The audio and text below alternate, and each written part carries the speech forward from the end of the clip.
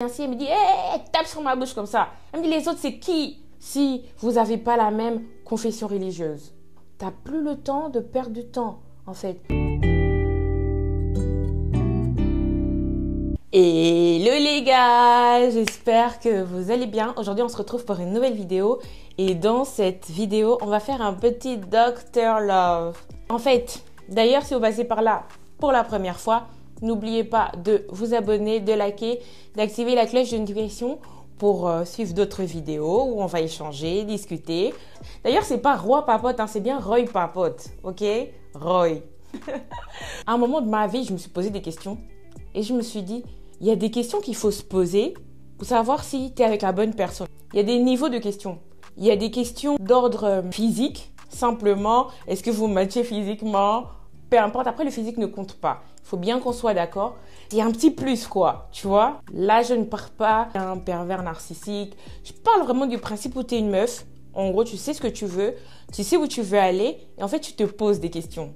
Tu vois ce que je veux dire? J'ai rassemblé un certain nombre de questions que tu dois te poser pour savoir si c'est vraiment la bonne personne pour toi. Si tu te sens bien avec cette personne ou si c'est pas juste un pansement ou une personne de remplacement. Tu vois ce que je veux dire?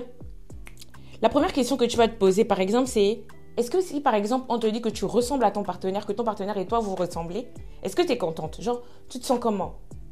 Ça, c'est la première question. C'est-à-dire que tu peux être là avec ton mec. Non, je rigole, mais c'est pas drôle. Mais en gros, tu peux être là avec la personne. Mais en fait, la personne, elle vient, on te dit que tu lui ressembles. Mais en fait, tu n'es pas contente quand on te dit ça. Ça pose question. Ça veut dire que, voilà, c'est bizarre. Parce que normalement, tu dois être super contente qu'on te dise que tu ressembles à ton mec, en fait. Ou que tu ressembles à ta go. Enfin, c'est normal. Pour moi, quand deux personnes commencent à rester ensemble, à un moment donné, ils commencent à se ressembler. Que ce soit en amitié d'ailleurs ou en amour, mine de rien, quand tu commences à rester longtemps avec une personne, tu commences à lui ressembler. Et si vous vous ressemblez, c'est parce que justement, au fur et à mesure du temps, il y a des choses qui vous rapprochent. Et du coup, ça fait en sorte que vous vous ressemblez. Tu vois ce que je veux dire ou pas? Du coup, pour moi, c'est vraiment un avantage de se poser ce genre de questions parce que si on vient te dire que « Ah, tu sais que tu lui ressembles », tu vas faire « Ah !» Non, c'est qu'il y a un problème. Non, c'est qu'il y a un problème, meuf. Laisse tomber, c'est qu'il y a un problème. D'ailleurs, même les mecs, hein, si on vous dit que « Ah, tu ressembles à ta go et que tu es genre… » Laisse tomber, c'est pas bien. Bref. Non, c'est bon, j'arrête. L'autre question que tu peux te poser, c'est genre, est-ce que tu es vraiment épanoui ou est-ce que tu te sens juste moins seule, genre? Tu vois ce que je veux dire? Il y a une différence entre le fait d'être vraiment heureuse avec quelqu'un. Je sais pas si vous comprenez ce que je veux dire. Heureuse parce que tu es avec une personne, mais ça ne veut pas forcément dire que tu es heureux.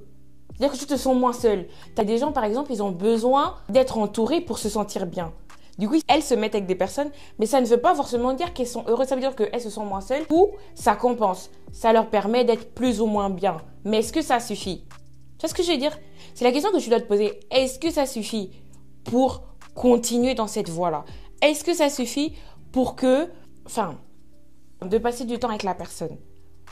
Il faut se poser les questions. Dans l'évolution d'une femme, je pense qu'elle doit avoir un certain standard. Et mine de rien, j'ai déjà abordé, c'est hyper important de signifier qu'il faut savoir apprécier être seul. Dans le sens où, quand tu es avec quelqu'un, c'est bien. Quand tu es avec les gens autour de toi, c'est bien. Mais quand tu es seul, tu peux aussi passer des bons moments en étant toute seule, sans forcément être sur les réseaux sociaux, sans forcément être H24 au téléphone avec des gens. Il faut pouvoir passer du temps seul, soit dans la méditation, soit dans la prière, soit dans l'introspection, soit dans l'échange en fait. Tu dois pouvoir être bien seul. Mais est-ce que tu arrives à l'être? C'est la vraie question qu'il faut se poser. Tu vois ce que je veux dire? C'est vraiment une vraie question à se poser parce qu'en réalité, moi j'ai l'impression que dans la société d'aujourd'hui, je m'évade un peu, mais c'est trop important. C'est que dans la société d'aujourd'hui, les gens, ils ont du mal à rester seuls. Parce que TikTok, parce que Instagram, parce que les réseaux sociaux, parce que ceci, parce que cela, parce qu'il faut toujours être au téléphone. Maintenant, il y a les forfaits illimités, il faut toujours être au téléphone. Non, c'est pas normal. Il faut apprendre à être seul pour pouvoir être bien. Prendre du temps, 20 minutes, 30 minutes et juste être seul avec soi, c'est hyper important. Franchement,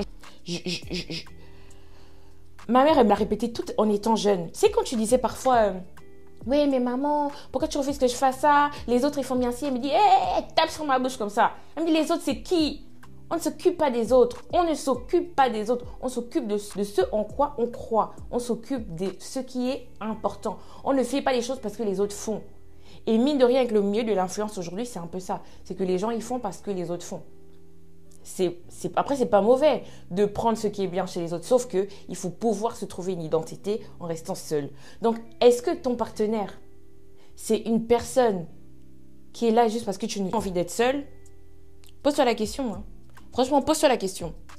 Pose-toi la question. Est-ce que si tu te retrouves seule dans la même condition, est-ce que tu seras heureuse? Pose-toi la question parce que c'est peut-être là d'où vient le problème. On pourra développer ça plus tard, mais voilà d'où vient le problème en fait.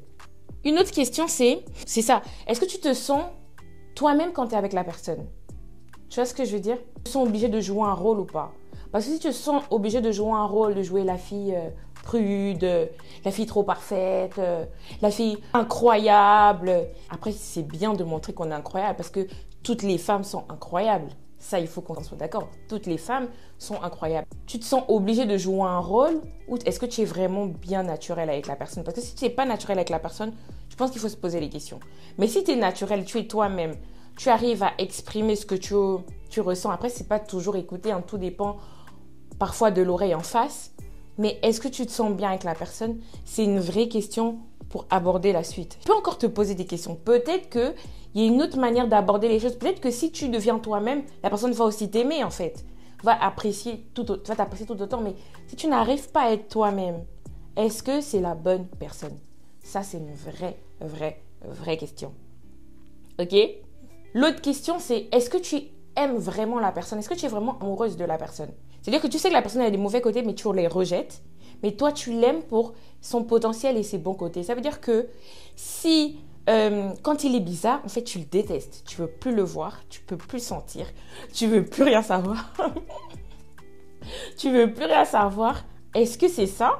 Ou c'est plutôt que, mais en fait, je l'aime bien. En fait, même ses défauts, je les aime. Parce que je trouve qu'il n'est pas parfait et c'est parce qu'il n'est pas parfait que je l'aime en fait. Tu vois ce que je veux dire? Est-ce que tu aimes juste son bon côté ou tu aimes aussi ses mauvais côtés? Tu aimes aussi lorsqu'il est désagréable? Il te saoule, mais ça ne veut pas dire que tu l'aimes plus. Ça veut dire que tu l'aimes, mais parfois c'est compliqué, mais même quand c'est compliqué, tu l'aimes quand même. Tu vois ce que je veux dire? On peut se poser aussi cette question où tu l'aimes en toutes circonstances. Genre quand il n'a pas d'argent, Est-ce que tu l'aimes en toutes circonstances? Pose-toi la question. Pose-toi la question. Et on en reparle. Alors, une autre question, c'est que par exemple, on aspire tous à avoir des enfants un jour en fait. Est-ce que tu aimerais que ton enfant ait comme partenaire quelqu'un qui ressemble à ton partenaire actuel? Si tu as une fille, j'aimerais que plus tard, elle ait un partenaire comme ton partenaire actuel. Si c'est quelqu'un qui est méchant, c'est quelqu'un qui te tape, violent verbalement, est-ce que tu aimerais être avec la personne? C'est une vraie question. Est-ce que si tu as conscience de sa toxicité, est-ce qu'il faut continuer cette relation-là? Ce sont des questions vraiment qui te ramènent à conscience que la personne et toi, ça ne matche pas forcément en fait. Tu vois ce que je veux dire? J'espère que ces questions vont vous permettre de vous situer avec quelqu'un, mais que la personne, tu n'aimerais pas que tes enfants aient un partenaire comme la personne, ça ne sert à rien. Si vous n'avez pas les mêmes aspirations, vous ne voyez pas les choses de la même manière. Ça ne sert à rien si vous n'avez pas la même confession religieuse. Aux confessions religieuses, il y a des exceptions. Je ne parle pas des exceptions. Les exceptions, ça va confirmer la règle. Mais je parle bien de la règle. Si vous êtes de confessions religieuses différentes, je pense que ça ne sert à rien. Ou du moins, ça peut être compliqué. Mais il y a des exceptions toujours. Ne crache pas dessus. Ça ne sert à rien si quelqu'un qui est là juste un pansement pour pas que tu sois seul parce que tu as peur d'être entre tes quatre murs. On est en 2025, il ne faut pas perdre le temps, il faut se choisir. Tu dois être hyper concentré, épanoui. Il peut se passer n'importe quoi à n'importe quel moment.